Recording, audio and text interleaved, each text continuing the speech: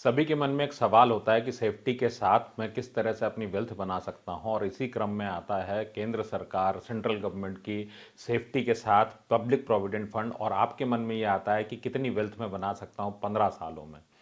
सो detail में इस video को कवर करूंगा और कैसे ये 15 साल का 16 साल का प्रोडक्ट बन जाता है ये भी आपके साथ शेयर करूंगा पीपीएफ के बारे में। सो अंत तक बने रहिएगा वीडियो में। वीडियो पसंद आए तो लाइक कर दीजिएगा, चैनल को सब्सक्राइब कर दीजिएगा। Hi, I am Viplav Majumdar, founder of planyourworld.com। Plan your world training academy as a startup private limited company हमने इसलिए स्टार्ट की ताकि आप बन पाएं अपने खुद के फाइनेंशियल एडवाइजर।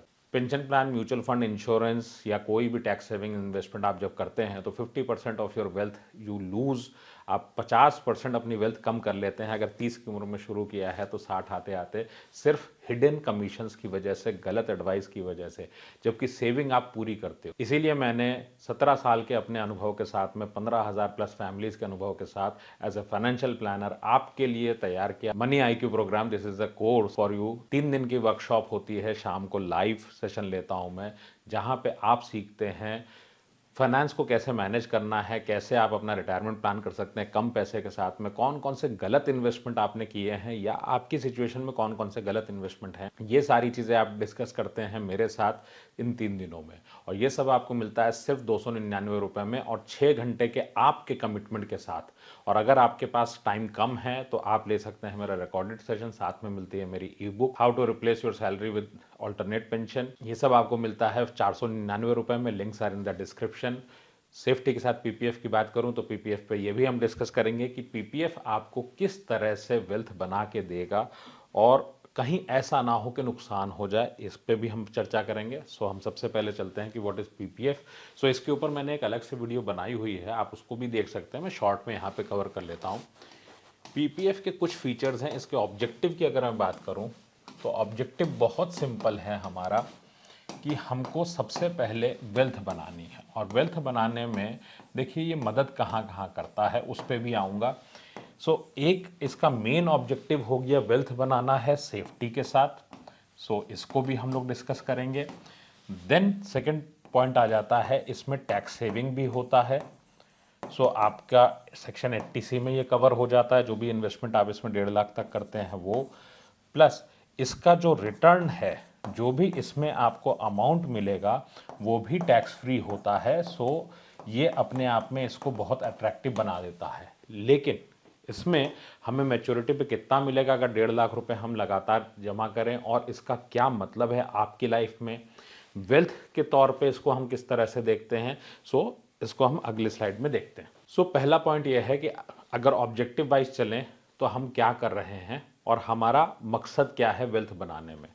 सो वेल्थ बनाने की अगर बात करूं तो बहुत सिंपल सा तरीका है कि मान लीजिए आपने 1.5 लाख रुपए का इन्वेस्टमेंट किया, 1.5 लाख आपने आज लगाए, और आपके मन में बहुत क्लियर है कि मैं 15 साल इन्वेस्टमेंट रखता हूं इसके अंदर, और 15 साल के बाद मेरे लिए कितना मुझे इसके अंदर में फ़ायदा होने वाला है। सो हम पैसा लगाते हैं फ़ायदे के एंगल से। सो दो बातें यहाँ पे आती हैं हमारे सामने। एक ये कि हमारा पैसा बढ़ जाएगा।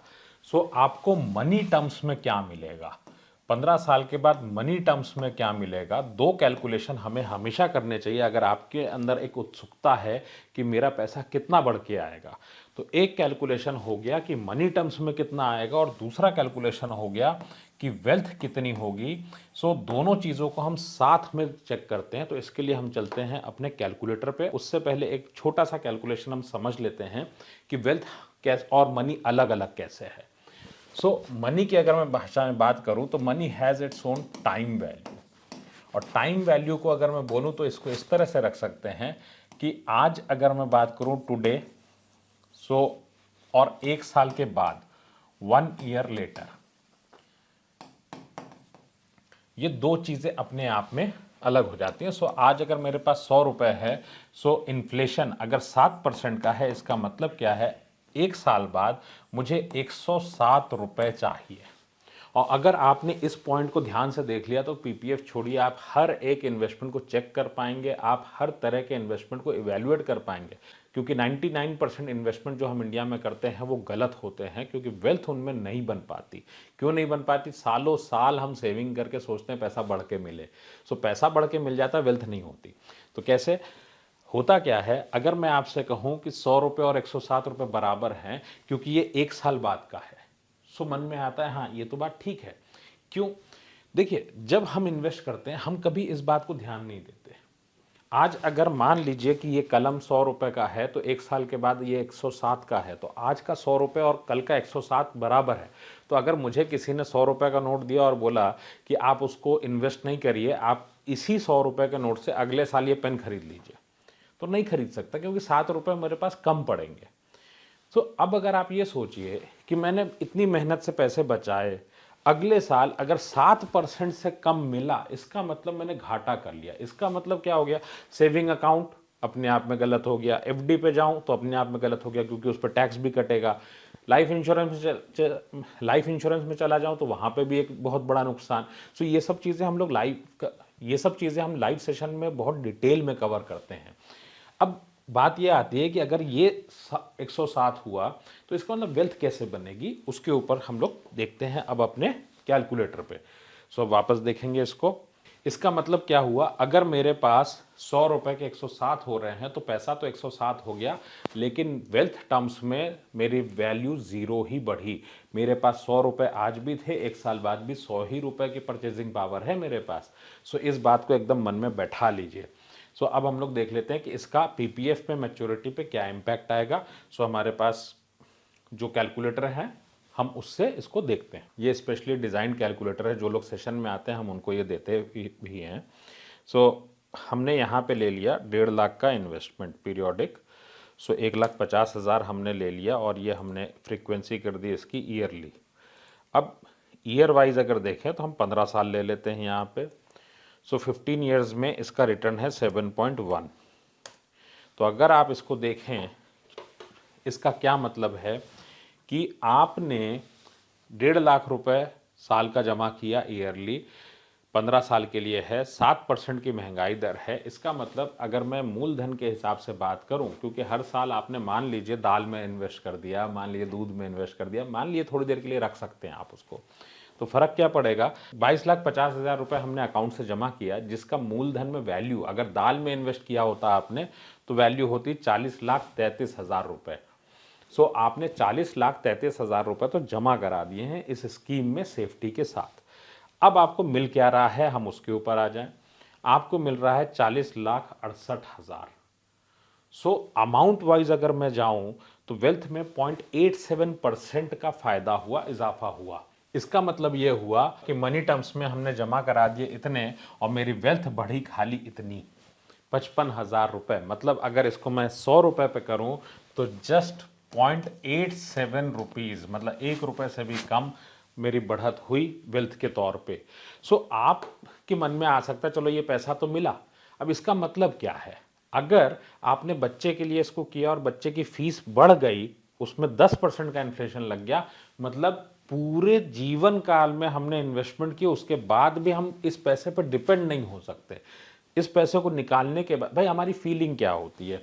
हम अपनी सेविंग करेंगे, सेविंग करने के साथ में हम जितने भी इन्वेस्टमेंट करेंगे तो इस सेविंग से बढ़ के पैसा मिलेगा, लेकिन असल में ये पैसा बढ़ के नहीं मिल रहा है आपको।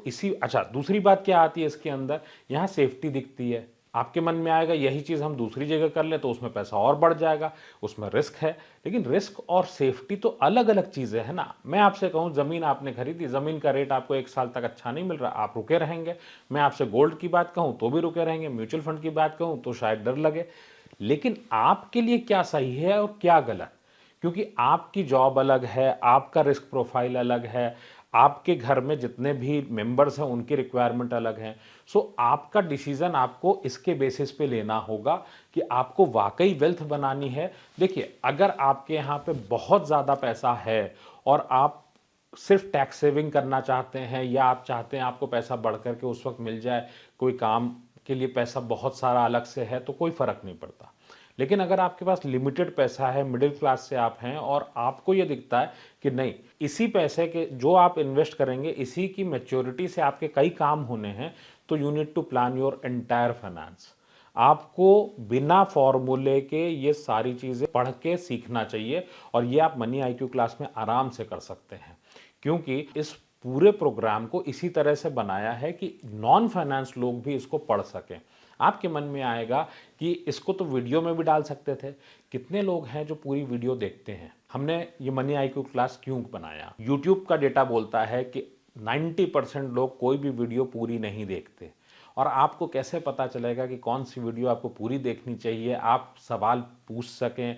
99% लोग जो यूट्यूब पे बता रहे हैं, क्या उस पर भरोसा कर भी सकते हैं? जब आप सामने सामने बैठ के 6 घंटे डिस्कशन करते हैं, आपकी अपनी नॉलेज से आप चेक करते हैं कि हम सही कह रहे हैं या नहीं, क्योंकि एकदम कॉमन सेंस की बात है। कोई ऐसी स्क्रिप्ट नहीं है जो आपको दी जाएगी कि आप इस तरह इस फॉर्मूले से कर लें, नहीं। जैसे आपने इसकी बात करी, आप अपने कॉमन सेंस के साथ खुद जज करेंगे कि क्या सही है क्या गलत। दूसरा, ये कोर्स है, हम लोग उसमें पूरी हैंड होल्डिंग होती है, वर्कशॉप होता है, ऑनलाइन होता है, आपसे दोनों तरफ से कम्युनिकेशन होता है। आप जब आएंगे आप खुद पाएंगे इसको। If you really want your financial success, तो कोई भी इन्वेस्टमेंट करने से पहले रुक जाइए। आपके जितने भी इन्वेस्टमेंट हैं, वेल्थ के पैरामीटर पर देख लीजिए, वेल्थ बन भी रही है या नहीं। सो अपने सारे इन्वेस्टमेंट्स को चेक करिए। मनी आईक्यू क्लास से सीखो या फिर रिकॉर्डेड सेशन से सीखिए। Links are in the description.